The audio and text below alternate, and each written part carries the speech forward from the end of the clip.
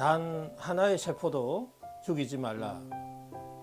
피레토 세라피 강재춘 원장입니다. 자, 오늘은 이 건선에 대해서 설명을 좀 해드리겠습니다. 자, 건선은 언백색의 구진성 인설을 동반한 염증성 피부 질환으로 알려져 있습니다.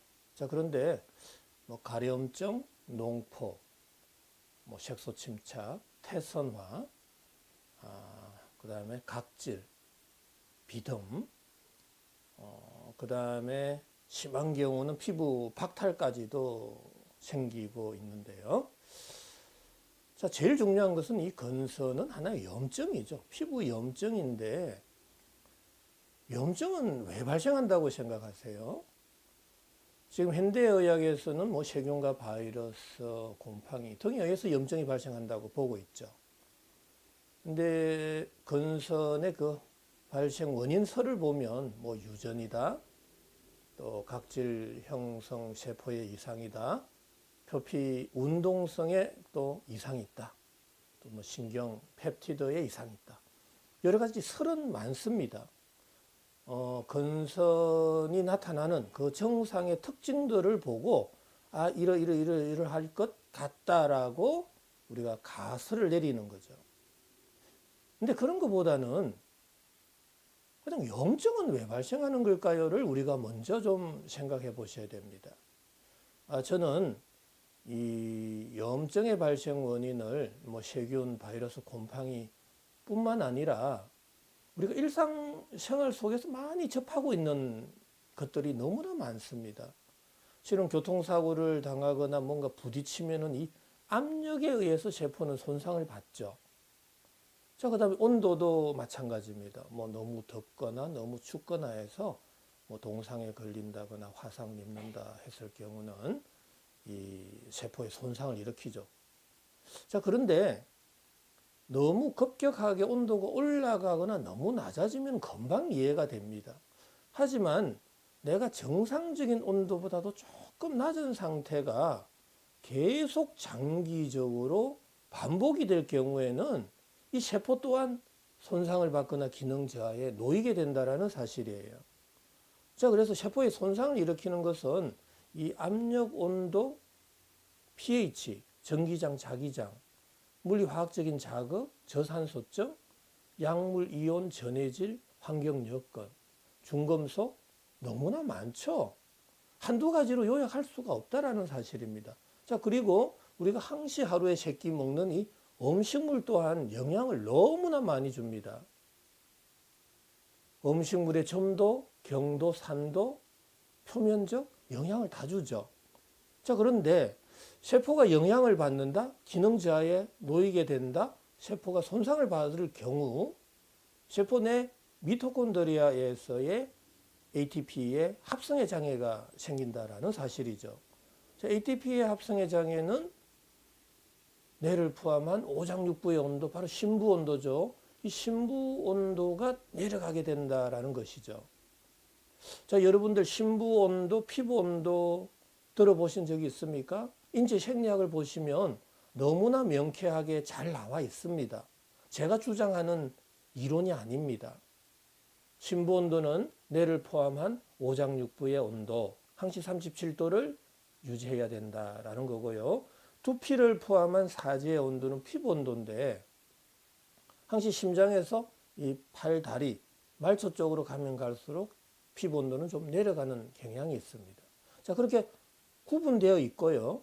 심부 온도가 올라갈 때는 피부 온도가 내려가고 심부 온도가 내려갈 때는 피부 온도가 올라가면서 체온의 항상성을 유지해주고 있다는 사실 꼭 좀 기억해 주세요. 그러면은 이 건선의 염증이 왜 발생했는지를 정말 쉽게 이해할 수가 있습니다. 자, 그러면은 세포의 손상으로 인해서 ATP 합성의 장애가 생기고 뇌를 포함한 오장육부의 온도, 심부 온도가 내려가게 되면 체온 조절 중추, 시상하부에서는 체열의 방출을 줄이기 위해서 손발끝에서부터 모공을 서서히 닫게 된다는 사실이죠. 자, 그 이후에 우리는 밥을 먹고 활동을 하게 되면 열 에너지는 발생하고 그 열 에너지는 전도, 대류, 복사, 정발 네 가지 타입으로 항시 높은 에너지 준위에서 낮은 에너지 준위로 이동을 하게 되는데 그 이동 루트는 구멍, 관절, 마찰이 많은 곳이라는 거죠. 자, 그러면 그 구멍, 관절, 마찰이 많은 쪽으로 열이 확 쏠릴 경우 그때 피부 온도, 조직의 온도가 올라가서 인플라메이션, 염증이 되었다라는 겁니다. 뭐 인체에 세균과 바이러스가 막 들어와서 서로 싸우는 과정 속에서 염증성 매개 물질이 생겨서 염증이 됐다라는 서양의학적 관점과 제가 지금 주장하는 신부온도가 낮아서 모공이 닫혀서 열이 전신으로 골고루 분산되지 못해서 어느 한쪽으로 열이 쏠려서 피부나 조직의 온도가 올라가서 염증이 되었다라는 것은 이 발생 기전의 차이가 너무나 다른 겁니다.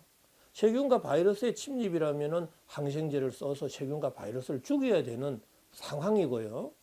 저 같은 경우는 열 쏠림은 모공이 닫혀서 신부온도가 낮아서 생겼기 때문에 모공은 열어주고 신부온도는 높여서 이 염증을 치료하자는 것은 이 치료 방법이 너무나 다른 거죠.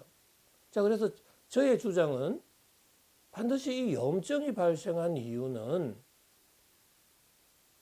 바로 신부온도가 낮아서 모공이 닫혀서 피부온도가 올라가서 생겼기 때문에 낮아져 있는 몸속 온도는 올리고 높아져 있는 피부 온도는 낮추고 닫혀져 있는 모공을 열어서 전신으로 골고루 열을 분산시켜서 염증을 치료합시다라는 이야기입니다.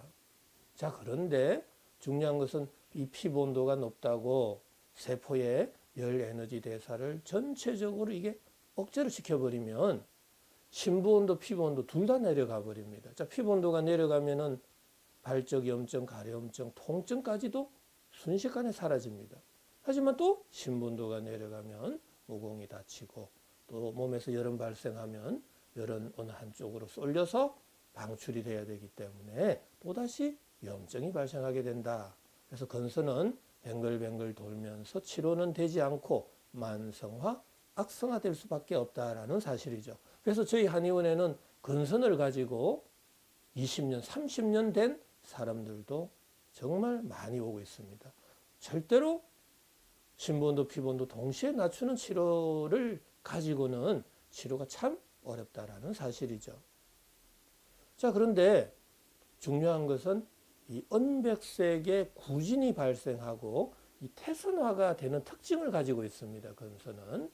자, 구진이 발생했다는 소리는 언덕과 같은 조직의 융기 현상이 생겼다라는 건데 그 융기 현상이 생긴 이유는 피부 온도가 올라갈 때 표면 장력은 약해집니다. 표면 장력의 약화의 의미는 압력과 밀도가 낮은 공간으로 이 밀어내는 힘이 세져서 조직의 변형이 온 거고 조직의 함몰보다는 융기가 되었다라는 이야기입니다. 그래서 구진이 발생한 거고요. 이 이외에도 농포, 결절, 또 그 다음에 박탈 현상도 생긴다고 그랬는데 그는 강력하게 밀어내는 힘이 너무 세질 때는 각질과 각질층 사이에 이 점착성이 떨어져서 피부가 벗겨져 나갈 수도 있다라는 이야기입니다. 자, 왜 벗겨져 나가는지, 왜 수포, 농포, 구진, 결절이 되는지를 제가 지금 설명을 드리고 있습니다. 조직의 융기 현상은 온도가 올라가서 표면 장력이 약해져서 압력과 밀도가 낮은 공간으로 밀어내는 힘, 바로 응력이 강해져서 조직의 변형, 융기성의 증상이 생겼다라는 이야기입니다. 자, 그리고 마지막으로 이 태선화가 생기는 게 건선의 특징인데요.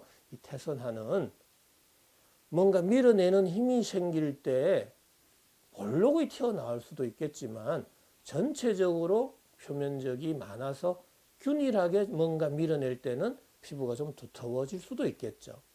그래서 피부가 두터워지는 현상, 리체니피케이션, 바로 태선화가 될 수도 있다라는 이야기입니다.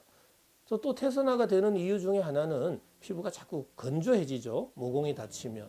그럼 피부는 건조, 균열이 됩니다. 그럼 가로 세로 갈라지다 보면 서로 이렇게 오그라드는 현상이 생기는데 그때도 피부가 좀 두터워지는 태선화가 될 수가 있습니다. 자, 지금 뭐 건선에 대해서 좀 궁금증에 대해서 많이 좀 설명을 드렸고요.